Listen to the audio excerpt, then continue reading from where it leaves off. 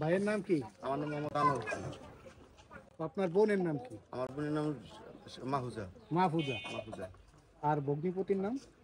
ভগ্নিপতির নাম তহিদ। তৌহিদ। কি ঘটনা ঘটছে?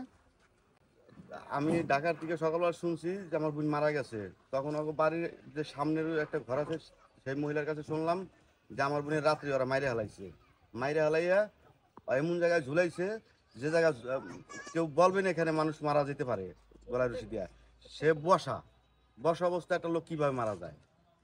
একটা লোক বসা অবস্থায় তো সে গলায় রশিতে মারা যায় না, যাইতে পারে না। তা আমার বোনেরা আমরা নিশ্চিত যে ওরা সবাই মিলগা জড়িত মারিয়া একটা নাটক শুরু করছে।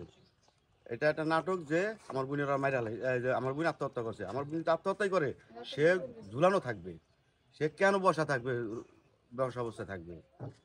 আচ্ছা, আপনার ভগ্নিপতি কি করেন? ও মাটি কাটার কাজ করে।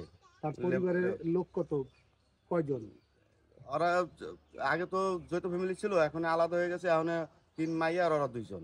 আচ্ছা, এমনি ভাই ঠাই অন্যরা সবাই এক বাড়িতেই থাকে? এক বাড়িতেই থাকে, এক বাড়িতেই থাকে, সবাই এক বাড়িতেই।